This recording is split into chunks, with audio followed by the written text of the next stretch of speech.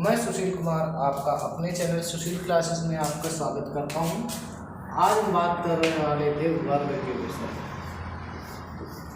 हमने पिछले वीडियो में नॉन फाइनाइट वर्ग के विषय में बात की थी। आज हम फाइनाइट वर्ग के विषय में बात करने जा रहे हैं।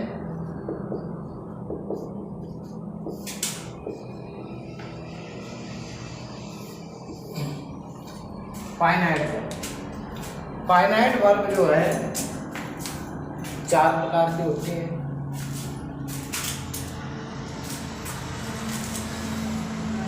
नंबर 1 होता है इंट्रांजिटिव वर्ब।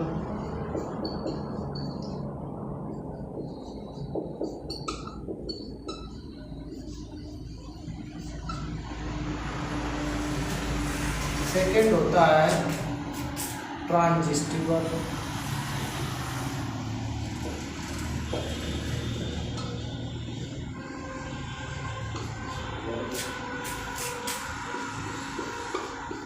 थर्ड होता है लिंकिंग वर्ब।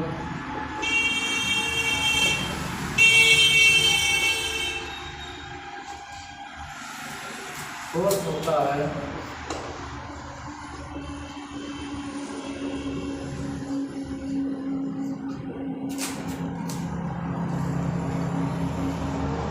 Auxiliaries verb. ये 4 वर्ब्स होती हैं। अब बात करते हैं इंट्रांजिटिव वर्ब। इंट्रांजिटिव वर्ब वो वर्ब होती हैं जिनमें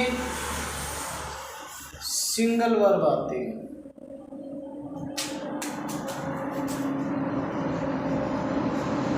राधा इज अ डांसर।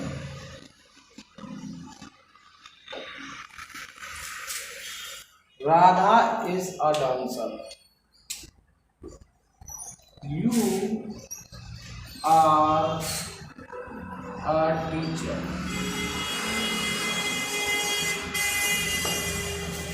इनमें देखो ये सिंगल वर्ब आई है।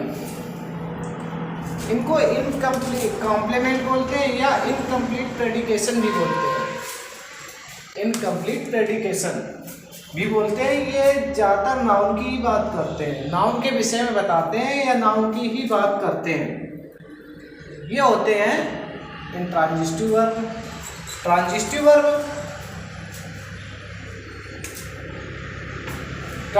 वर्ब में इनमें क्या होता है, एक ऑब्जेक्ट आता है बाद में। जैसे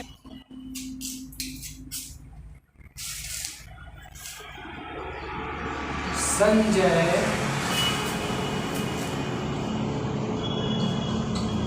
did not buy mangoes.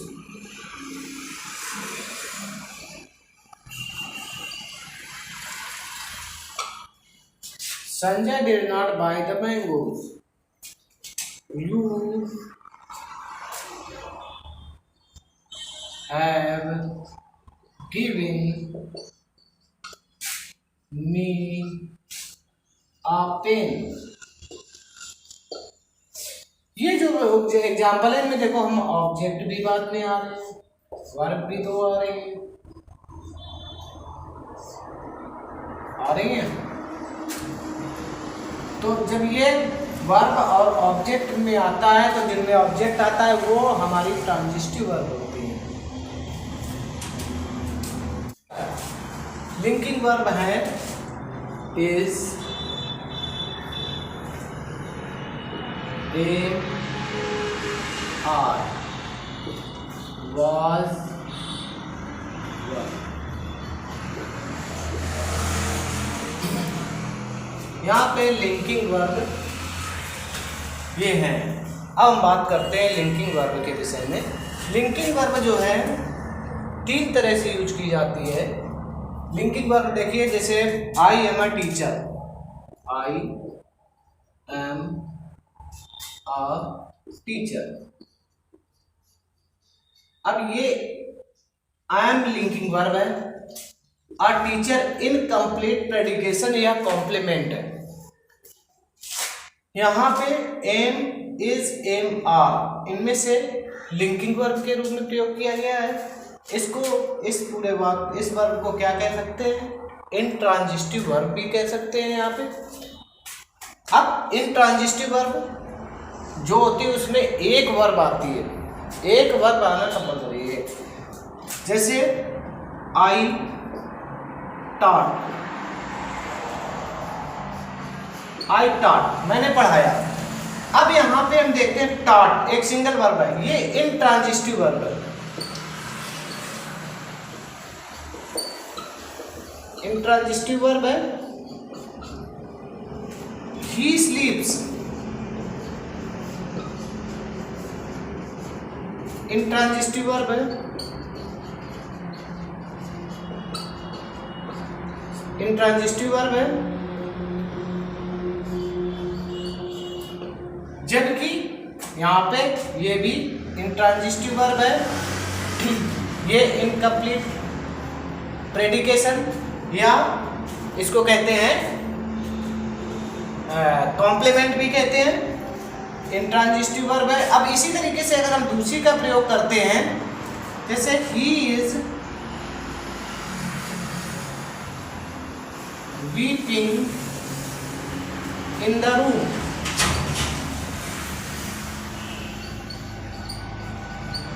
अब यहाँ पे इज वीपिंग जो आया हुआ है, ही इज वीपिंग, ये हमारा प्राइमरी ऑक्सिलरीज है। इसको हम क्या बोलेंगे? ये एजेमार जो है बी वर्ब यानी प्राइमरी ऑक्सिलरीज है, जिसको हम बी वर्ब बोलते हैं। I have got some mangoes,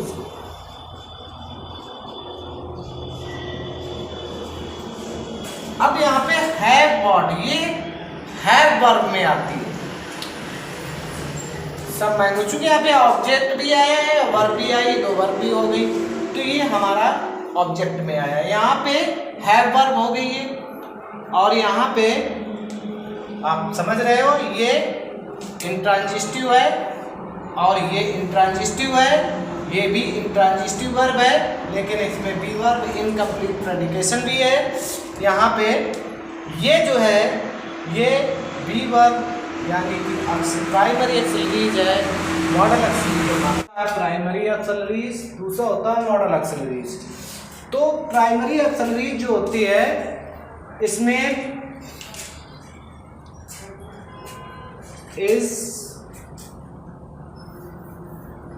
इसमें तीन वर्ब होती हैं।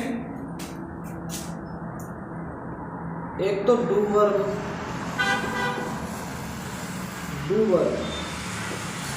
इसके अंदर आती हैं डज, डू, डिड। दूसरी होती है हैव वर्ब, इसके अंदर आती हैं हैव वर्ब।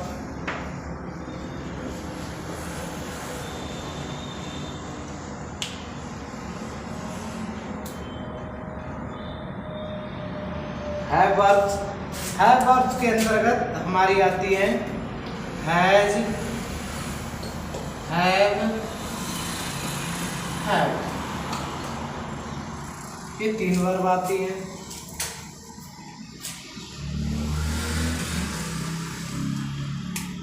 और आती हैं बी वर्ब, बी वर्ब में आती हैं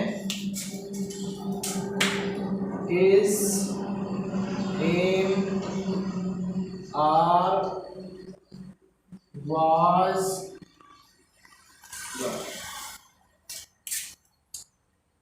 ये हमारी वर्ब्स आती हैं। डू वर्ब्स में डज, डू, डिड आती हैं। हैव वर्ब्स में हैज, हैव, हैड आती हैं। बी वर्ब में इज, एम, आर, वाज, वर आती हैं। इनमें जैसे इनके एग्जाम्पल से देखते हैं, डू वर्ब में राधा अपनी पुस्तक नहीं पढ़ती है, तो क्या होगा? Radha does not read her book, ये आई।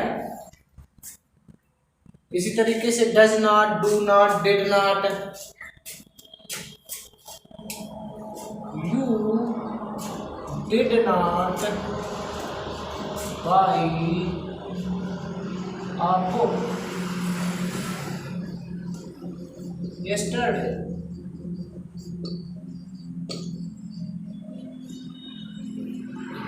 इस तरीके से ये हो गई हमारी डू वर्ब के एग्जाम्पल्स। अब आगे देखते हैं have verb.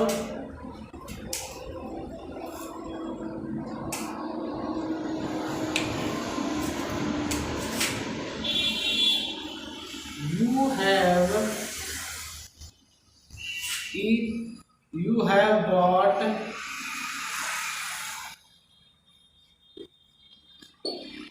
fruits from the market। अब यहाँ पे आते हैं हैव। इस तरीके से हैज हैव हैड का प्रयोग किया जाता है। You have bought fruits from the market. तो हम देखते हैं यहाँ पे हैव का भी प्रयोग किया गया। इसी तरीके से हम आते हैं be verb. Radha is singing a song। अब यहाँ पे इज नॉट या इज सिंगिंग और सॉन्ग आ रहा है, तो ये वर्ब हमारी बी वर्ब में आते हैं। अब हम बात करते हैं मॉडल एक्सलेंस की। इज, एम, आर और वाज वर्ब इन्हीं तरीके से प्रेजेंट कंटीन्यूअस टेंस में और पास्ट कंटीन्यूअस टेंस में वाज वर्ब का, प्रेजेंट परफेक्ट और पास्ट परफेक्ट में हैज हैव हैड का प्रयोग किया जाता है। अब यहाँ पे देखते हैं डू डज, प्रेजेंट इंडेफिनिट और पास्ट इंडेफिनिट का प्रयोग किया जाता है। तो इसमें देखते हैं can, could, may, might, can, could, may, might, should, would,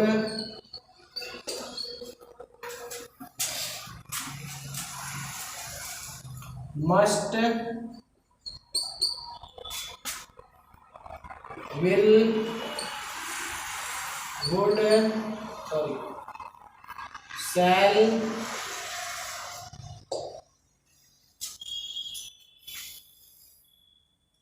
need,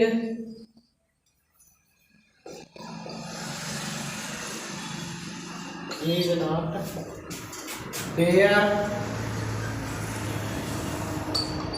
extra का प्रयोग किया जाता है। इसका आपको पता होगा यहाँ पे कैन का प्रयोग सकना के अर्थ में, कुड का प्रयोग भूतकाल में सकना के अर्थ में, सकना में इसमें शक्ति, समर्थ, सक्षमता जब प्रकट करती है तो कैन, कुड में संभावना, में माइट अनुमति मांगी जाए, अनुमति दी जाए, वर्तमान में, भूतकाल में माइट, शुड चाहिए, would, must, ought to, will, shall, need not, dare, इनका प्रयोग मॉडल एक्सलेंस के रूप में किया जाता है। तो thank you for watching the video. इसे ज़्यादा से ज़्यादा लाइक करें, शेयर करें और सब्सक्राइब करें।